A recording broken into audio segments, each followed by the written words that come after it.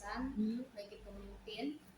Jadi saya ingin bertanya ya Bu, selama ini bagaimana Ibu dapat mengidentifikasi kasus-kasus yang merupakan dilema etika atau rujukan moral?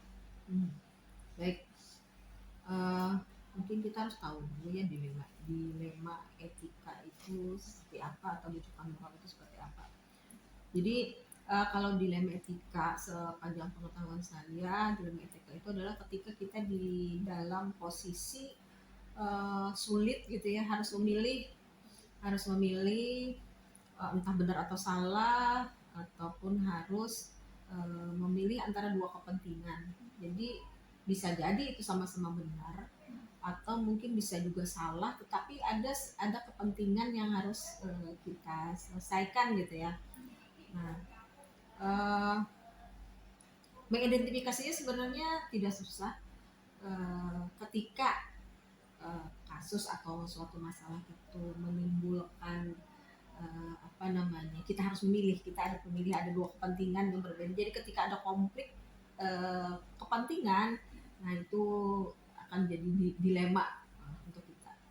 Jadi ketika ada konflik kepentingan itu dipastikan itu sudah ada dilema atau rujukan, dilema etika atau rujukan moral di situ. Berikutnya ya Bu, ini yang kedua, selama ini bagaimana Ibu menjalankan pengambilan keputusan di sekolah, terutama untuk kasus-kasus di mana ada dua kepentingan yang sama-sama benar atau sama-sama mengandung nilai kebajikan. Oke. Jadi kalau misalnya untuk mengambil keputusan, misalnya ada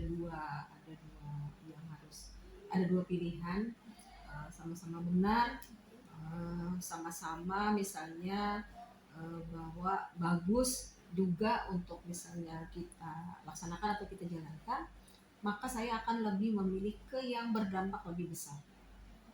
Jadi dampak lebih besar, lebih luas, maka itu yang akan dipilih.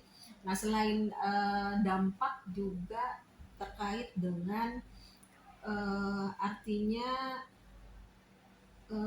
ya tentu kalau kita akan lihat dampaknya yang paling kecil ketika